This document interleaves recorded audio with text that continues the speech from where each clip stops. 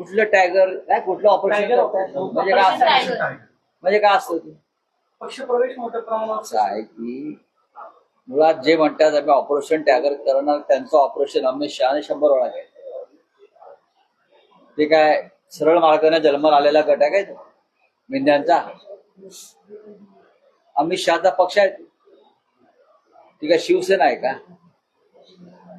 आणि विकृती आहे ही एक प्रकारची, पक्ष फोडणं, माणसं विकत घेणं ही एक प्रकारची विकृती आहे. आणि जेव्हापासून या महाराष्ट्रात मोदी शहांचं राज्य आलंय या देशात तेव्हापासून राजकारणातल्या या विकृतीनं कळस गाठलेला आहे.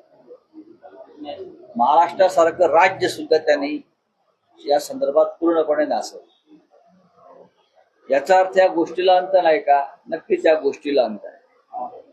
योग्य वेळी महाराष्ट्रात आणि देशात सुद्धा या सगळ्या विकृती विरुद्ध जनता बंड करून रस्त्यावरती उतरल्याशिवाय राहणार नाही.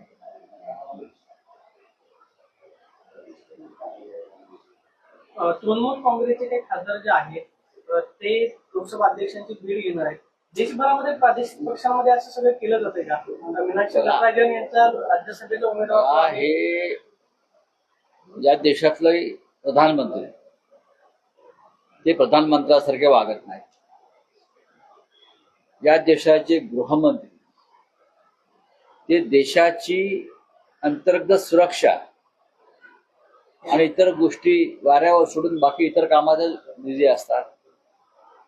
या देशाच्या सुप्रीम कोर्टाचे मुख्य न्यायाधीश हे हजारो लाखो खटले तुंबलेले असताना लंडनमध्ये कायदा मंत्र्याबरोबर पिकनिकला जाऊन बॅडमिंटन खेळतात. या देशातला निवडणूक आयोग हा भारतीय जनता पक्षाचा एजंट म्हणून काम करतो. अशा परिस्थितीमध्ये हा देश कसा चालणार हा कोणाला प्रश्नच पडलेला नाही.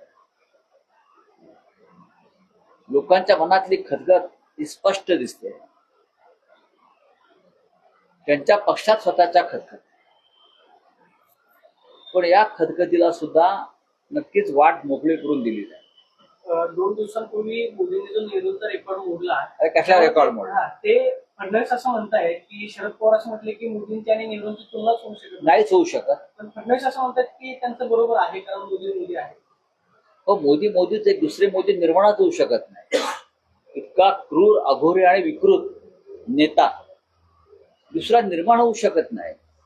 प्रधानमंत्री नेहरू हे साधारण 16 वर्ष पंतप्रधान होते, हे लक्षात घ्या. हे 12 वर्षाचा हिशोब मोदीने कुठला काढला? 1947-48 सालापासून ते प्रधानमंत्री आहेत. त्यांच्या मंत्रिमंडळात त्यावेळेला बाबासाहेब आंबेडकर होते, श्यामाप्रसाद मुखर्जी होते, वल्लभभाई पटेल गृहमंत्री होते.